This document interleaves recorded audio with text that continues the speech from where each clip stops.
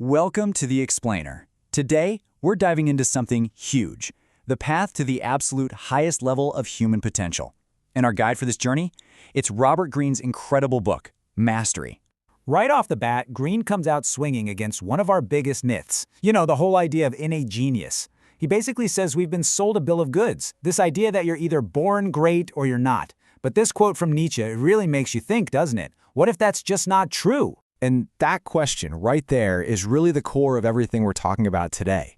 I mean, forget about luck, forget about your genes. Greene totally flips the script. He says genius isn't some gift from the heavens. Nope, it's a destination, a place you can get to at the end of a long, intentional journey that, and this is the key part, anyone can choose to take. All right, so let's get into Greene's first big idea here, which is all about looking past this notion of natural talent and really, demystifying the whole concept of genius. Okay, so where does a journey like this even begin? Well, according to Greene, the very first step, the starting line, is all about finding what he calls your life's task. So, what is this life's task? You can think of it like an internal compass, something we're all born with. It's that little voice inside, that nagging feeling that pulls you towards certain things. You know what I'm talking about. Those deep, primal curiosities. The stuff that you were obsessed with as a kid, for absolutely no logical reason at all. And right away, this sets up a huge conflict, a real battle. Because from the second we're old enough to understand, we're just bombarded by all these external voices, right? Our parents, our friends, society, all telling us who we should be. But if you want to achieve mastery, you've got to learn how to tune all of that out and listen to that inner force instead. Greene uses a fantastic example to illustrate this exact struggle. A young Charles Darwin. I mean, imagine this. His father was a super successful doctor, and he had Darwin's life all mapped out. He was going to follow in his footsteps, become a doctor, or, if that didn't work out, maybe join the church, a respectable path. But here's the thing. Despite all that pressure, Darwin's inner compass, his inner force, was pointing somewhere else entirely. He was just obsessed with collecting things, beetles, flowers, fossils.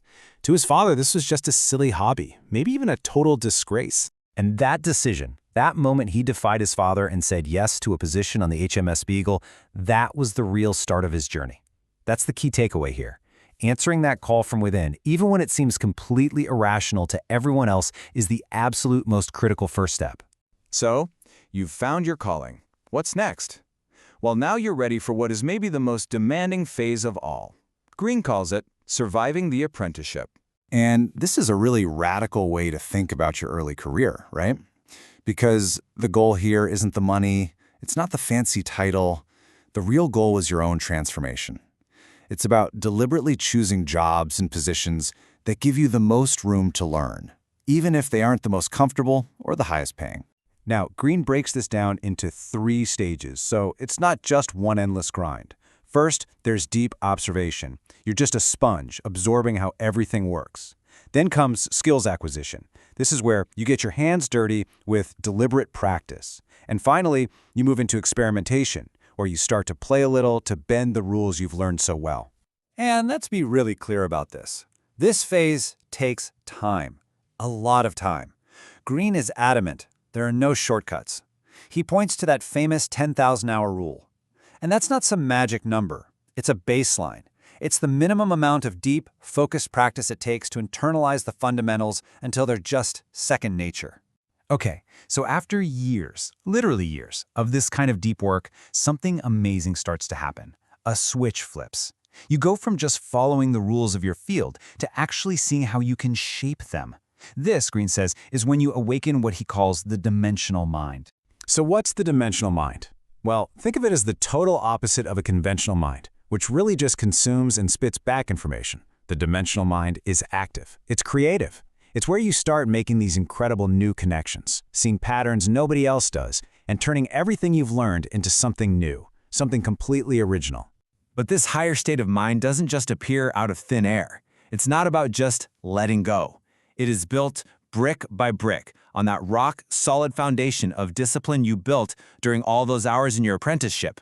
But here's the twist. It's fueled by reconnecting with that inner kid, that open, curious, playful spirit that asks the simple questions and still sees the world with a bit of wonder. And that's the secret sauce. That's what true, high-level creativity really is. It's not one or the other, it's this incredibly powerful fusion of two things that seem like total opposites. The intense, hardcore discipline of an expert and the wide-eyed, boundless curiosity of a child. And when that fusion finally happens, when those two sides become one, that's when you've arrived. You've reached the final destination, true mastery. At this level, your knowledge runs so deep that it becomes almost purely intuitive. Greene has this great phrase for it, a fingertip feel. You're not thinking through problems step by step anymore, you just get it. You can sense the entire picture, feel the hidden patterns, and the solution just appears. It's like a flash of insight. There's this amazing metaphor used for the writer Marcel Proust that just nails this feeling. It's like you're a spider sitting in the center of its web. You can feel the slightest vibration anywhere in the system. You're not just playing a part in your field anymore. You've become the creator of your own little universe, and you feel every single connection within it. So let's just recap the whole journey. What Greene lays out isn't some mystical, mysterious thing. It's actually a pretty clear, methodical path. It's a process, right? You start by looking inside yourself. Then you go through years of hard, disciplined practice, and it all leads to this incredible, intuitive power. You know, Greene's ultimate message here is just so empowering. This path to mastery, it isn't just for a few gifted people. It's a process. It's available to literally anyone who is willing to put in the work and take the journey. He's basically handed us the map. So the only question that really matters now is, what about you? Where will your path lead?